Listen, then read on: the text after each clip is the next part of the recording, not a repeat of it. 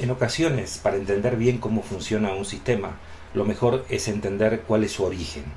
Este es el caso del modelo de gestión por competencias. Esto se inicia en Estados Unidos en el Ministerio de Relaciones Exteriores, que lo que hacía periódicamente iba incorporando gente que luego distribuía por las oficinas que tenían alrededor del mundo para ir cumpliendo con determinados objetivos, con determinadas misiones. Ustedes saben que los sajones este tema de gestión por objetivos lo tienen desarrollado hace muchísimo tiempo.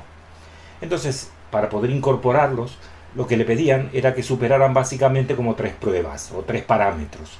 El primero de ellos era que vinieran de determinadas carreras universitarias, en general ligadas a lo social.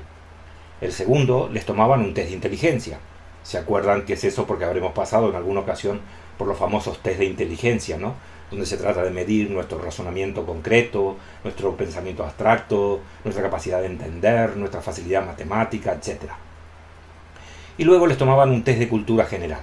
Si superaban esas pruebas, pues nada, los iban allí destinando a las distintas oficinas. Y una de las cosas que observaban era que a pesar de que a todos los tomaban siguiendo los mismos parámetros, unos funcionaban muy bien y otros muy mejorable, podríamos decir. Entonces, como esa situación se les repetía todo el tiempo, deciden ponerse en contacto con un investigador de la universidad que se llamaba David McClelland. David McClelland básicamente se dedicaba a estudiar los motivos, es decir, qué hace que la gente haga cosas, qué es lo que mueve a las personas. Él decía que las personas nos movemos por 3 motivos: por motivos de poder, por motivos de logro o por motivos de afiliación. Y además él decía que todas las personas tenemos dentro nuestro esos 3 motivos, solo que uno de ellos prevalece sobre los otros. En el caso de algunas personas hay uno de ellos que prevalece muchísimo sobre los otros. Si no, fíjense, solo por dar un ejemplo, cuando hablamos con deportistas que practican un deporte individual, como los golfistas, como los tenistas, su obsesión por ganar, es decir, la motivación de logro, es tan fuerte que está por encima de cualquier otra cosa. Esto es solo como ejemplo para poder entender mejor. Cuando le plantean el problema a McClelland le dice, bueno, díganme cuáles son las personas que según ustedes lo hacen tan bien que les gustaría clonarlos, que les gustaría que los demás fueran igual que esos. El ministerio le muestra una serie de personas y McClelland, siguiendo una metodología específica de entrevistas que se llama de incidentes críticos, que los de recursos humanos conocemos muy bien, trata de ver cuáles son los comportamientos que están por detrás y descubre que entre todas esas personas solamente hay 3 comunes denominadores.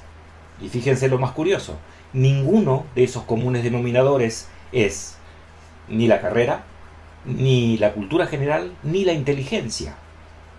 Entonces, ¿qué significa esto? Que el descubrimiento de McClelland hace caer por tierra a la forma como se había seleccionado a las personas, como a la gente que se incorporaba a una determinada organización se le asignaba un puesto. ¿Y cuáles eran estos 3 comunes denominadores? El primero de ellos, todos ellos tenían una gran facilidad para entenderse con personas de otras culturas. El segundo, todos ellos estaban convencidos que lo que estaban haciendo estaba bien. Y por último, todos tenían mucha habilidad para determinar, para identificar las redes de poder que estaban detrás de las personas. A partir de allí, de esta investigación, McClelland define a las competencias como el conjunto de conocimientos, actitudes y aptitudes que una persona necesita para desempeñar con éxito una función determinada en una empresa determinada en un momento determinado. ¿Por qué hacemos esta aclaración de en una función determinada? Porque las competencias están relacionadas con los puestos. No es lo mismo ser un recepcionista que ser un auditor. Las habilidades que necesito para una cosa no son iguales a las que necesito para hacer la otra. Por otra parte, hablamos también de empresa determinada. ¿Por qué? Porque las competencias se definen por empresa.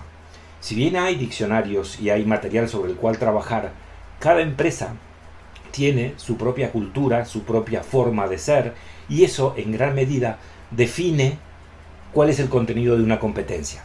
Por dar un ejemplo fácil de entender, innovación. Es lo mismo innovación como competencia en una empresa de software, en una empresa de ingeniería, en una empresa que se dedica a dar espectáculos de magia, en un ministerio. Ven allí que, a pesar de que utilizamos la misma palabra, los comportamientos observables, las conductas que esa palabra incluye, se parecen poco. Y por último, hablamos de un momento determinado. ¿A qué se refiere eso? Se refiere al contexto. En determinado contexto, para un puesto podemos requerir un tipo de competencias con un determinado nivel, y en otro contexto podemos requerir otro tipo de competencias en otro nivel, inclusive con otras definiciones distintas. Cuando el mercado es demandante de lo que nosotros ofrecemos, incluso cuando hay más demanda que oferta, nuestros comerciales tienen que tener un perfil. Pero cuando nuestro mercado se da vuelta y la demanda empieza a bajar y es necesario salir a vender, por decirlo así, nuestros comerciales tienen que tener otro perfil. ¿Cómo hago yo para transformar esos comerciales que eran de una manera, que actuaban de una manera, que tenían comportamientos determinados de una forma, convertirlos en los otros?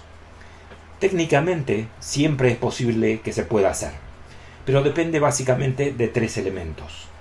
El primero y el más importante de todo es que la persona quiera. Si la persona no quiere desarrollarse, no hay forma. Los ingleses tienen un dicho muy famoso en ese sentido. Yo puedo llevar a un caballo hasta la orilla del río, pero obligarlo a tomar agua no hay manera. Entonces, el primero, que la persona quiera.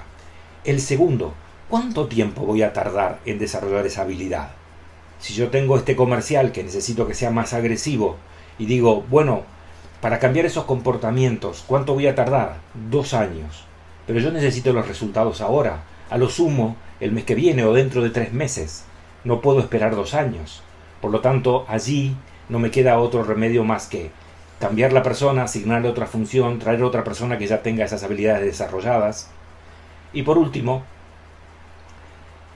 ¿cuánto me va a costar hacer ese trabajo? A veces tengo ese dinero, a veces no lo tengo. A veces tengo ese dinero, pero no lo puedo invertir en eso solamente. Tengo otras cosas que hacer. Entonces, tener en cuenta esos 3 parámetros porque va a definir qué es lo que yo hago con las personas en el desarrollo de las competencias. Y acuérdense que cuando hablamos de desarrollo de competencias, no siempre estamos hablando de formación. Formación es una de las herramientas que ayuda al desarrollo de las competencias. Hay otras, como las tutorías, el coaching, el training on the job. Es decir, hay muchas herramientas que pueden ayudar a desarrollar esas habilidades. Y sobre todas las cosas, tengan en cuenta que esa adecuación que hay entre la persona con sus habilidades y el puesto es lo que define también en gran medida el éxito de la persona dentro de una organización.